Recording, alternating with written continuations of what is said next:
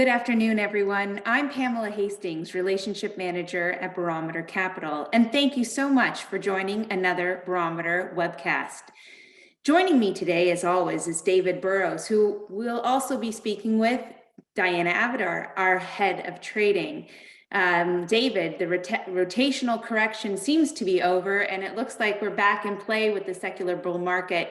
We look forward to getting your thoughts and opinions on that, and look forward to hearing how Barometer is positioning their portfolios. As always, we will be pleased to address your questions at the tail end of our conversation with Diana and David. So don't be shy, email me at phastings@barometercapital.ca or hit me up with a question via the chat link on Zoom. And with that, I turn the conversation over to David Burrows to start us off. Good afternoon, David. Good afternoon, Pam. Thanks so much for hosting today. And thanks everybody for joining us. We got a lot to go through today. And as Pam mentioned, I've asked Diana to come on. We're going to talk a little bit about what's happening with market structure and some of the flows. We've got a lot of leadership themes to go through and talk a little bit about seasonality, and then we'll see what kind of questions we get as we work our way along. Just quickly, as we always do, I want to start with the big picture. 80% of return is getting to the right asset classes and groups within those asset classes. 20% of return is finding the right specific securities to focus on. But we always want to make sure that we understand the big backdrop behind us when we build our portfolios and our asset allocation. So as most people know, we think that we started a structural bull market in 2013 when we exceeded the highs from 2000. And since then, the market has been making sort of 4 steps forward, 1 step back. We had a good sized pullback in 15, 16, of course, good sized pullback at the end of 2018, and a pullback during the early part of COVID. We also have had a view that we've been going through a structural bottoming in long interest rates, and we've been in a disinflationary world for a very long time. And that we've been going through a structural bottoming in commodity prices. And we'll do a little update on this chart as we go along, but certainly an asset class that is not well loved and certainly not well owned, but one that can give some pretty dynamic returns as we move along. So we've been going through a structurally, seasonally difficult time. This is sort of what's happened since 1950. Going through the first 20 days from October the 1st and then through October and coming out the other side. And we know there have been some really tough September, October periods. Often it happens to coincide with analysts taking their numbers down on the remainder of the year as they maybe been too optimistic as they've gone through the early part of the year. We'll talk a little bit about what's happening with earnings estimates and gross margins and how this reporting period is going as we go through the conversation. There have been lots of things that people have been very concerned about, no shortage of headline risk. And clearly, the market did have a bit of bumpiness through September, October, frankly, not very much relative to history. So the question is, why is that? Here's the S&P as we stand. This is the bottoming in sort of October, November last year. The S&P stayed in a very tight channel. And along the way, different parts of the market were driving it. When we went sort of November through April, it was really driven by cyclical sectors, reopening sectors, more value-oriented stocks, outperforming for the first time in a while. And during that period, sort of from February until April, technology rested and was sort of a little out of favor. The relative price strength versus the market was weak. Now, of course, this is the beauty of an index. Technology picked up steam in June and rallied through until September. And then, of course, we had sort of a coordinated sell-off sort of September, October. But at the worst point, really, we were only down about 6% in the S&P. The average stock, of course, down more than that. But over the last 2 weeks, some strength that we saw in more economically sensitive sectors starting in August sort of washed through the rest of the market. Of course, the last week was quite a good one coming up out of this consolidation. And it looks as though we may be getting out of the weeds. So I've asked Diana Avidar to come on today to talk a little with us about what goes on in the background. We talk about the market as being a big machine with 1,000 moving parts. There's some really obvious headlines that people focus on, but we know that the headlines don't necessarily drive the aggregate return by the market, because there are other factors at play that maybe not everybody considers. And ultimately, it's important to understand what is happening as a whole, not just what one or two news items might have impact on the market. So we know that volatility, while the market started to rally over the last 2 weeks, has just really collapsed. So volatility's made a series of lower highs through the course of this rally. And we had a little step up in volatility in September when the market made a lower low, actually got less volatility. And now we're here right at the bottom of the range. So Diana is our head trader. Diana interacts with 25 or 28 investment banks around the street on a daily basis, looking at factors that may be impacting markets in the short run. We talk a lot about earnings, and we talk a lot about big structural themes in the market, like certain industries that have a tailwind, and those are all important things. But there's a lot of factors that drive prices, and I thought maybe I'd ask her to come on and spend a little bit of time talking about some of those. Well, thanks for introducing all the different subjects. Yes, earnings season is actually, which is where we are right now, is actually a excellent time for other things to have an impact. There are other players in the market that are not just regular investors or pension funds. There are other products which are tailored for a more systematic return. Some of them are very correlated with how volatility trades. For example, vol control funds, what they do is they expose to the market in such a way where they have a calculated wanted return based on volatility. Without getting too much into the statistics and the math of it, the bottom line correlation of that is that the higher the volatility, the less equity exposure they need to have, and the lower the volatility, the more equity exposure they need to buy. So as the market was correcting throughout September, market was down about 5.5–6%. And until the last few days when it turned around, there was approximately a calculated, and remember, these are calculatable, and these flows are not price sensitive. They need to go out there and do what they need to do in terms of their exposure. It was something close to $390 billion worth of stocks that were sold over this period, just to bring them back into the needed mandate as the volatility, as you showed earlier, spiked up to 26, from 16 to 26, and now we're back to 16. So as we move back to 16, these systematic quantitative exposed funds are now having to actually buy equities again. And their calculation is that as volatility stays, let's say, around here with a daily market range, and we're talking about what the high and the low of the market is in any particular day, the calculation is that they would have to come back with about 200 billion to buy. And if the volatility is double, that would be about 100 billion to buy. And that calculates to about anywhere between $6 to $10 billion worth of buying power a day. Now, these strategies don't predict or push the market in a particular direction, but it certainly acts to cushion certain directions. In other words, if the market sells off hard and these guys need to sell, that just actually exacerbates from a systematic perspective, but the opposite happens on the way up. Diana, on that, flow. Just on that, we spent all this time talking about the taper. Yeah. And whether that will impact the liquidity. And we talked about the fact that if the Fed's bond buying program is shrinking, it's still adding liquidity to the system, maybe just not quite as much.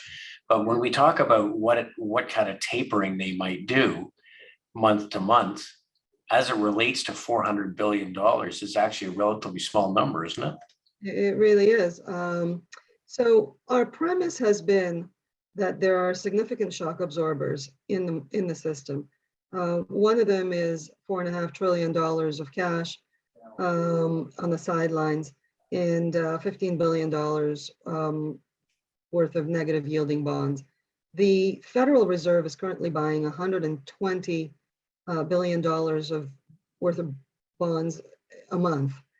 So they're pushing liquidity in the system worth 120 billion. The last FOMC meeting, the last Federal Reserve meeting, people are thinking that perhaps they're going to take away 20 billion. One of the knocks on the market has been that it's high because of the financial conditions being so loose. So taking some away is actually, and the market holding is actually a very bullish premise. Another item that you should not forget that they can take 20 billion out, but there's still $100 billion that they're buying every single month. So there's just between that, the fact that the yield, the real yield is actually still negative, and so pushing exposure into equities, plus the $4.5 trillion out there in cash, those are significant shock absorbers. And we're going into seasonally strong quarter, and we're starting from this level, which is fairly high, at a time when investor sentiment is actually quite sober. So we're actually not, people are not patting themselves on the back saying invest in equities on all conditions. So the market is really climbing wall of worry at a time when liquidity is very, very high, and growth is actually not bad. Earnings season so far has been not too bad. We'll talk about that. So Diana, so you've got sort of $400 billion that came out of equities based on the vol control strategies. You had certainly there were things people were worrying about causing some private investors to take money out of the market. We know that some of the ETF flows were negative over a couple of months. You and I were talking earlier about what some pension funds had been doing through the course of the summer, while we saw some consolidation in some of our themes. What were you seeing there? Yeah. So one of the themes that's less discussed, but it's very powerful, is that the corporate pensions and public pensions as well are now pretty well funded. I don't know if you recall, but back before the financial crisis, one of the issues was that pensions were very underfunded, and so that created a bit of a risk. Now they're well funded, and they're very confident in being able to meet their current liabilities and future liabilities as calculated by actuarial people.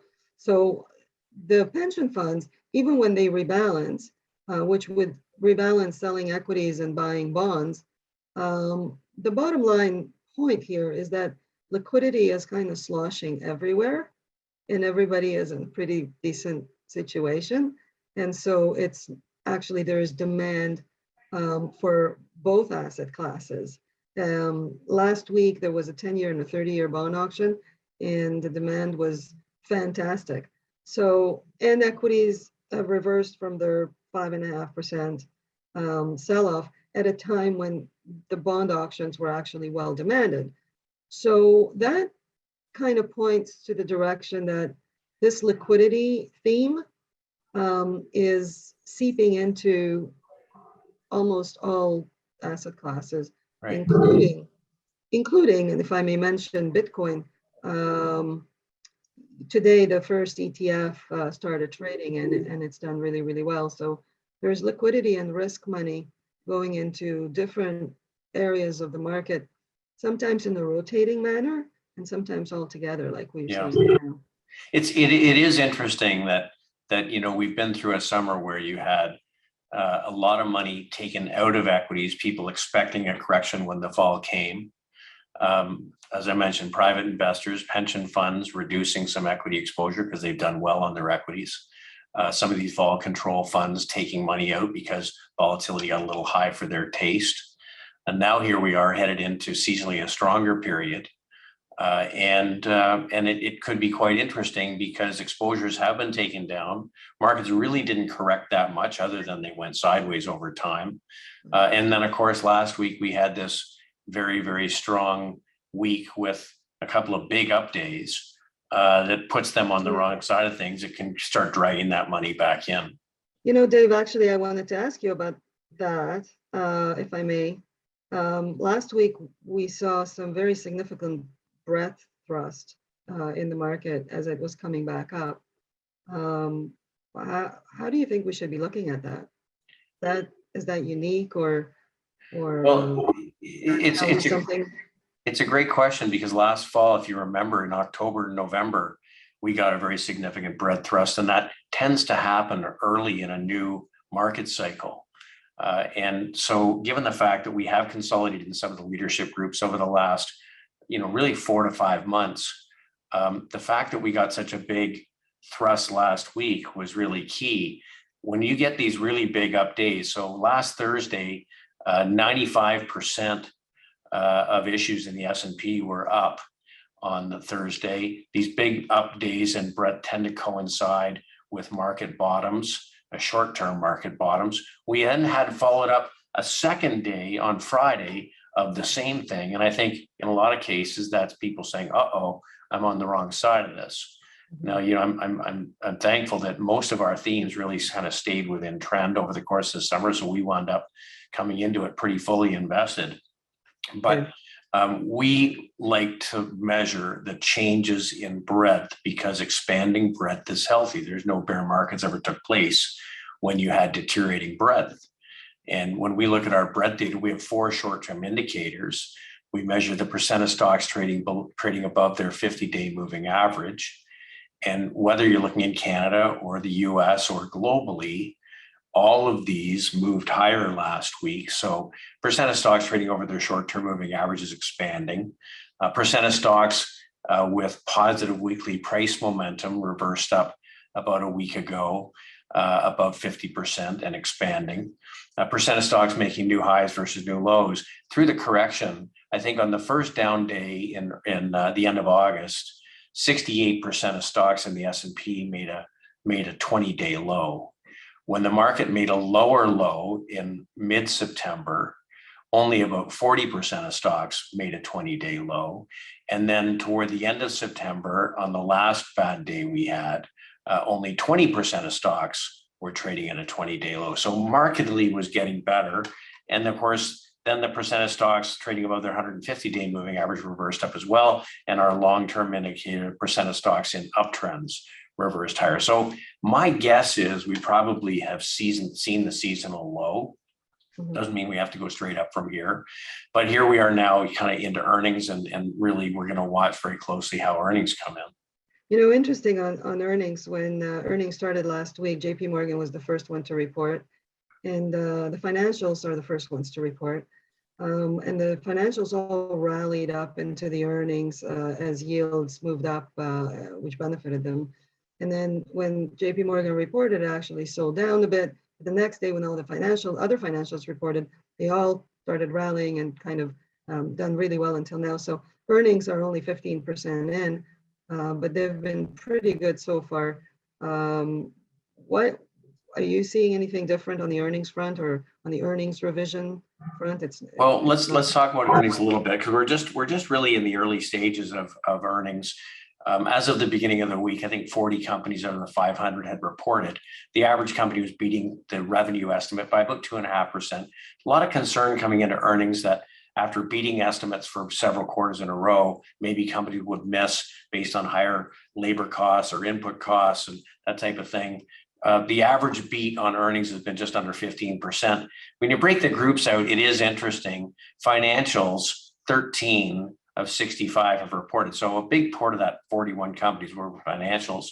The average financial services company beat by about 4%, but the earnings beat was 22.5%. So to your point, all of the big guys really blew the doors off, which is important, especially for us because it's our biggest sector weight. This is where we really have a major overweight in the market.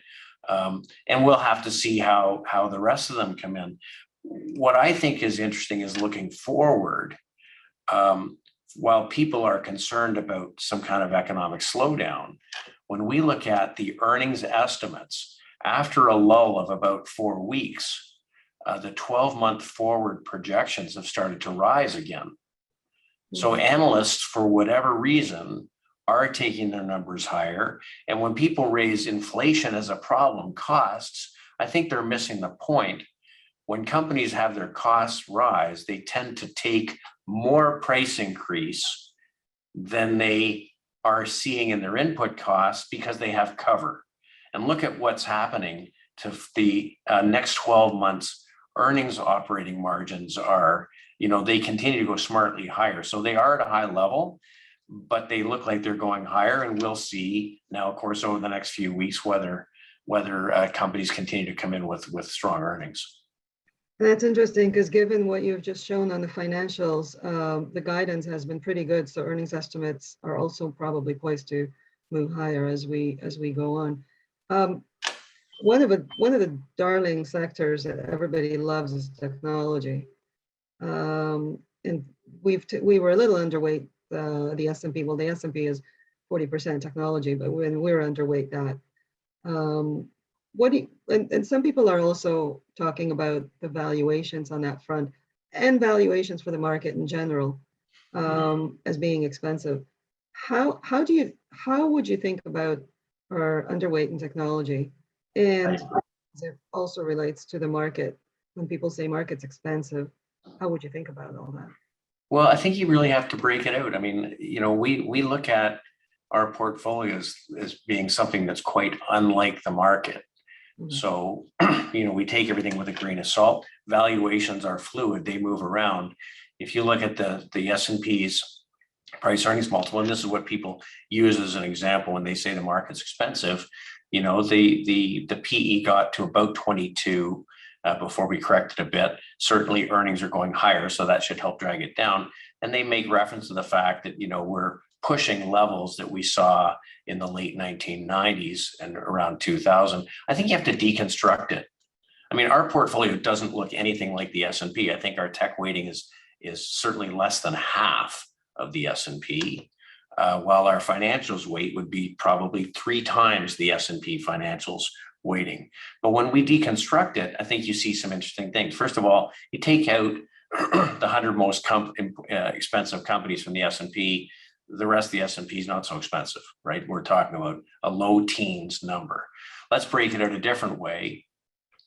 Let's look at defensives, okay? We always talk about when the market gets choppy, maybe you should buy some utilities and telcos and REITs. And certainly that's been a good strategy while rates were falling over the last number of years. But it's a pretty crowded trade. When you look at the forward multiples of sectors that act like bonds. Okay, so we'd be talking about telcos and utilities and consumer staples. They're more expensive relative to the S&P than at any time in the last 30 years. Now, maybe that's why, as bond prices are starting to fall, these groups are underperforming. And again, groups that we're trying to basically avoid in our portfolios. They showed no relative strength during the correction. So if people thought they were defensive, they did not act defensively, and they are very, very expensive. Let's cut it another way. Let's look at growth stocks versus value. Now, we aren't growth investors. We aren't value investors. We're all about finding leadership. And we've talked about leadership being more cyclical companies, more economically sensitive. They would be more falling in the value camp.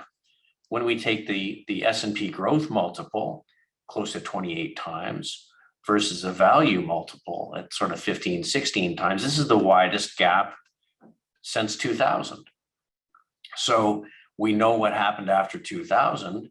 The growth stocks underperformed for a bit and the old economy led for a bit. So we'll have to see, but I think it's all very interesting. It all feeds into the calculus. We think that we have parts of the market in our portfolio that are under-owned and unloved, relatively inexpensive, and they're behaving better than either the defensive stocks or the growth stocks as it stands currently. Thanks, Dave. Looks like commodities should be doing pretty well in this kind of environment. Thanks Well, for we'll talk about those. Okay. Diana, thank you so much for coming on My today. pleasure. I'm going to blast through some other charts, but we'll have you on again soon. Thank you. Okay, so let's just move forward. Let's talk about some of the other big themes. We've talked a little bit about equities. We're going to talk a little bit about fixed income. We talked about the fact that we thought that we saw peak bond prices in and around the COVID bottom in the market. The 30-year and the 20-year and the 10-year bond have been selling off fairly regularly since March of 2020. The bonds hit a low in April, beginning of April, and then of course rallied, and they recovered some of what was given up. They definitely did not recapture relative price strength versus stocks. Bonds have quite a negative relative strength to the stock market currently. We ran into a couple of roadblocks, one in July and then one in September as the market was correcting, was unable to make a higher high. And since then, bonds have been selling off. Now, the 30-year bond has been selling off, the 20-year bond has been selling off, the 10-year bond has been selling off. Here's the 7 to 10-year bond ETF.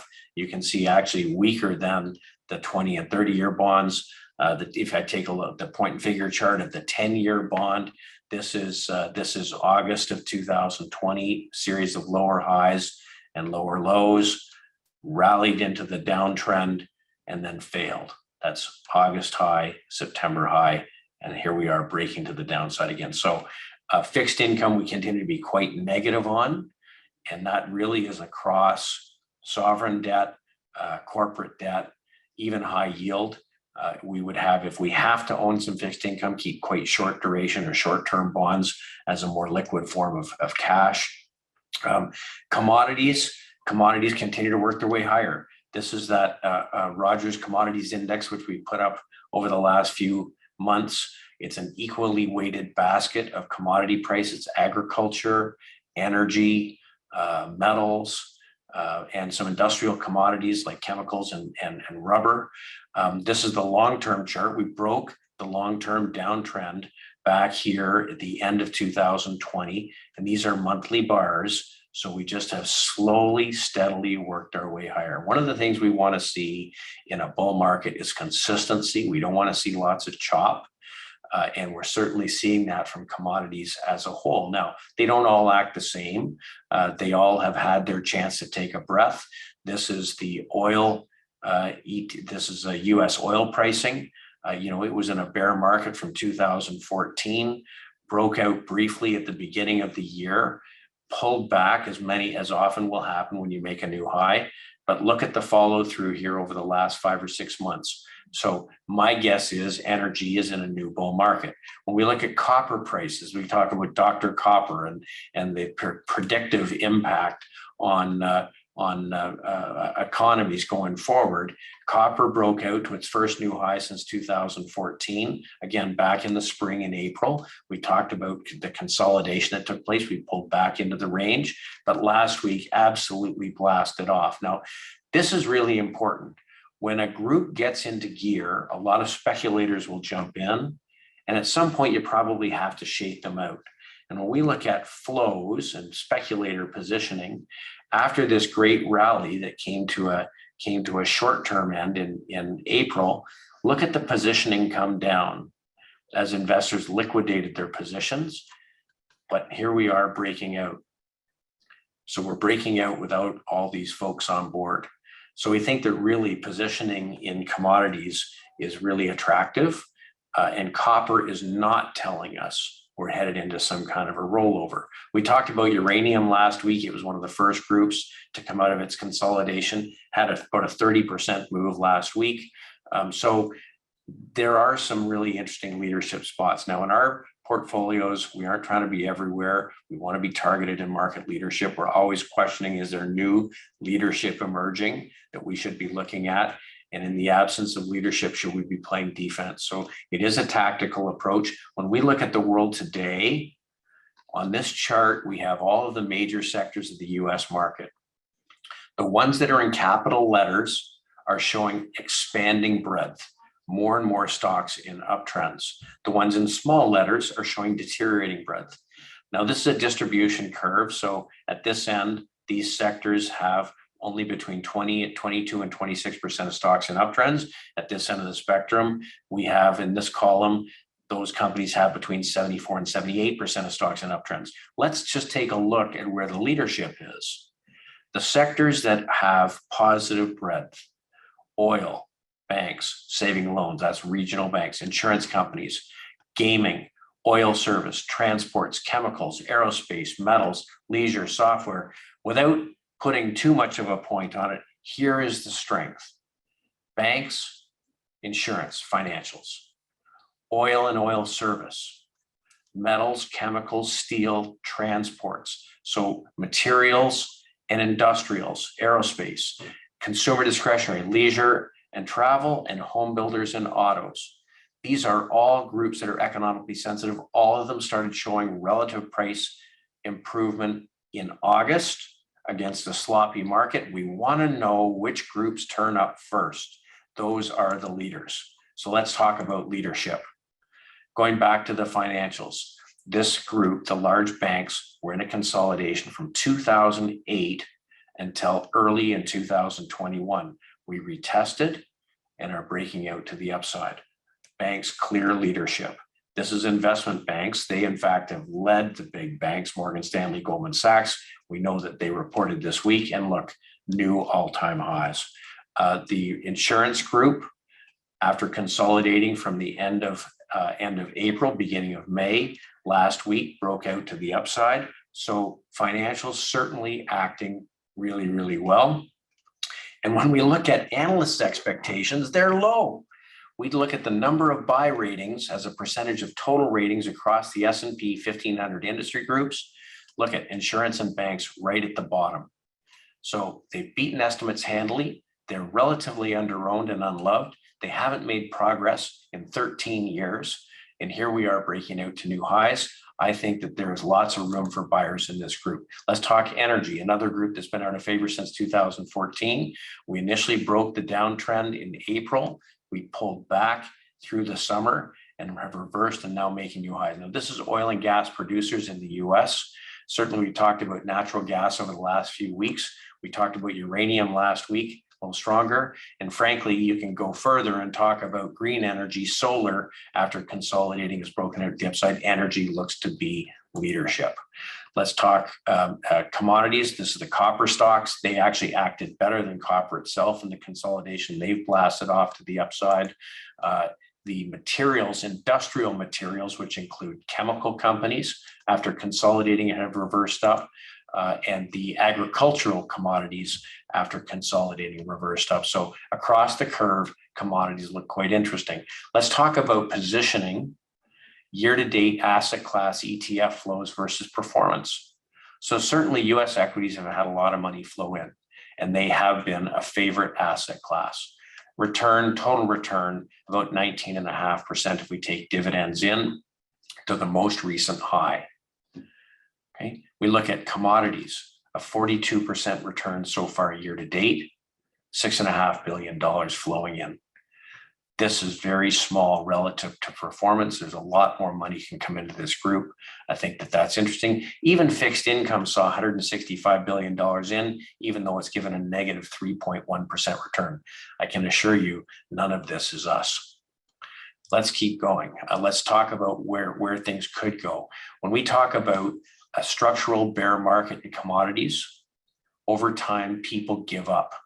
So the Bloomberg Commodities Index from 2008 through 2019 was down 75%. So that's a significant drawdown. No wonder it's hated. No wonder people don't trust it. It's like the beginning of a new bull market. In 1981, when the stock market broke out, nobody believed that stocks could rally. The same thing in 2013 when the US stock market broke out.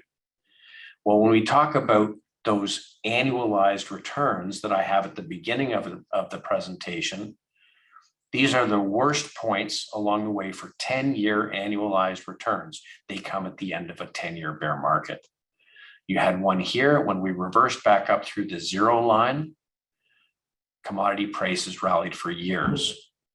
Same thing in the early 1950s. We talked about the beginning of reflation. When we crossed through the zero line, the bull market went on for close to 30 years. Well, we put in lows only last year and we've just crossed the zero line. So we think we are relatively very early in a new commodities bull market. If you believe there's an inflation issue, great. If you believe there's stagflation, if you believe there's reflation, in all cases, those commodity prices should benefit. So let's go beyond commodities. Let's talk about industrials. Transports, after consolidating from beginning, end of May, broke out and are working their way higher. We're very close to making new highs. There's India, and when we get to some of the emerging markets, they're breaking out, making new highs. Let's go back to the US. Travel and leisure broke out of a long consolidation in the middle of August against a weakening stock market. This is reopening. This would include gaming, hotels, and airlines. Let's talk about autos. Again, while the market was correcting through August and September, autos basically worked their way sideways very quick to go on to make new highs. So consumer discretionary is a tell on the economy. If we look at consumer discretionary relative to consumer staples after consolidating through the summer, again, making new relative highs. These are all economically sensitive groups. Let's talk tech for a minute.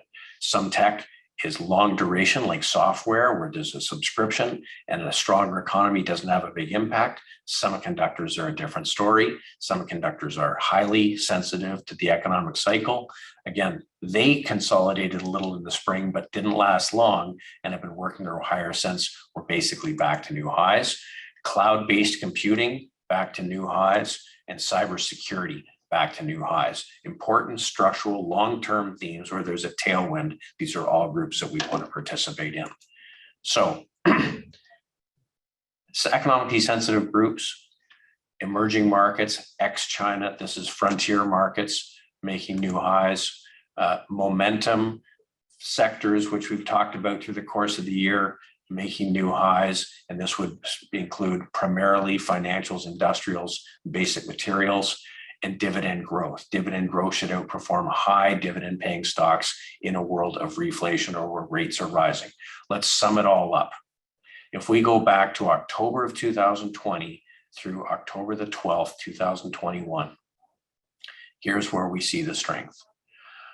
S&P in the middle, dividend growth outperforming, transports outperforming, commodities as a whole, travel and leisure, investment banks and asset managers. Of course, at the high end, some of the commodity areas, energy in particular, oil and gas producers and uranium.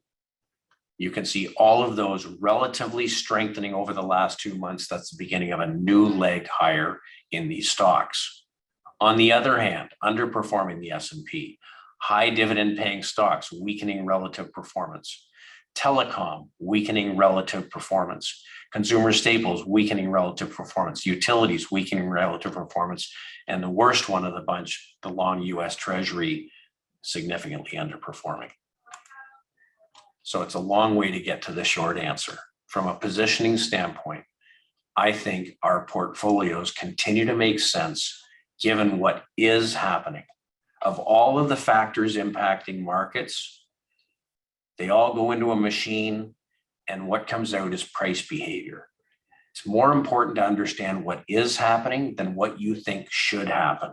There's lots of things for us to be concerned about, but I think that being almost triple weight financials makes absolute sense given they're underowned and unloved and generating very strong earnings reports.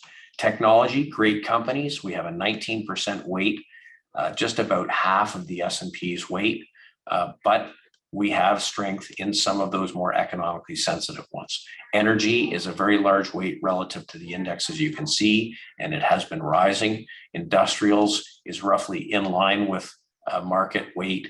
And then when we go down the curve, a double weight in materials, underweight in consumer staples, a low weight in utilities, a low weight in consumer, and a low weight in healthcare. We'll see whether the consumer discretionary weighting doesn't come up over the next few weeks as we work our way through. That's across the firm.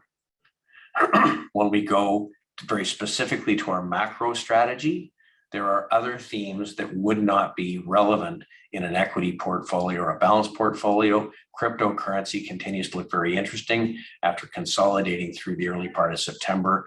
Bitcoin really has lifted as we're getting close to this ETF being launched in the US. Ethereum is doing the same thing. And then when we look at flows are just starting to come back in, same way after being reset early in the year. Going to silver and gold. Silver and gold have had very long consolidations coming out of bear markets. This is the short-term picture, the long-term picture for silver. It's consolidated from 2013 through breaking out 2020, consolidated. We're just breaking out to the upside here. I think that could be interesting for the last 3 months of the year. The silver producers are doing the same thing, and the gold producers are doing the same thing. So in our macro portfolios, biggest weights financials, followed by precious metals, which you think is good risk reward, commodities and materials, industrials, emerging markets. This is a reflationary portfolio. Bitcoin and Ethereum makes up about 10%. Consumer discretionary, US large cap, relatively small piece of the portfolio. And on the short side, fixed income and bond proxies. So we're headed into the seasonally strongest period of the year. If we go 1950 through the present, the third week in October tends to mark a low. Perhaps this year it marked it a little bit early. If we take the average of the S&P returns from 1990 to 2019, you would see that the S&P on average bottomed in the middle of October. We did exactly that, but from a lesser drawdown than won't be typical, and we've seen a nice turn higher. We will watch every day for signs that our breadth models are deteriorating, that the leadership groups are losing their grasp, that earnings don't follow through, and that the composite of all of the information starts to weigh on the market. But at this point, it's not the case. We will get defensive if it's required, but I think we just have to keep trimming our sails and keep bumping the portfolio in the direction of market strength. And likely we're into a new leg in this bull market that I think will drag a lot of new money into both equities and commodities. And with that, Pam, if we've got any questions, certainly happy to answer them. Well, David, thank you so much for that amazing overview. And it was always great to hear from Diana, her thoughts on the trading desk. If you can believe it, Dave, I think you probably covered the majority of and answered the majority of the questions that we received today. So I think that I will leave you with the final word. Oh, 1 second. I see one coming through. No, it says great job, Dave. So okay. I don't see anything else coming through today, but as always, we're so grateful for your overview and real-time data points from the trading desk. Always appreciated. So Dave, leaving you with the final word here. Yeah, thanks. Certainly great to have Diana on today. Thanks everybody for tuning in. Hopefully these things are useful. If you've got topics you'd like us to cover, please don't hesitate to send them in to us during the course of the week. We'll be on, of course, again next Tuesday. I think we always have to try and keep an even keel. I would say the balance of evidence continues to strengthen that we are in a reflationary environment. Remember that when reflation began in the early 1950s, it went on for 25 years. So what works in reflation is different than what works in disinflation. We have a bunch of people who have spent their investing careers living in disinflation and trying to fit the current world into their narrative. And I think that's going to be a difficult thing to do. You have to move on. And I think realistically going forward, these reflationary sectors probably have the edge. We'll continue to test it every week to say, does it continue? I think dividend growth looks a whole lot more interesting than fixed income or high dividend paying defensive stocks. If we can position ourselves tactically the way that we are, and this continue to follow through, then it should look a whole lot more interesting than sitting in a passive ETF index portfolio. So thanks very much for tuning in, and we'll look forward to catching up with you again next week. Thanks, Pam. Thanks, Bye, Diana. Bye, everyone.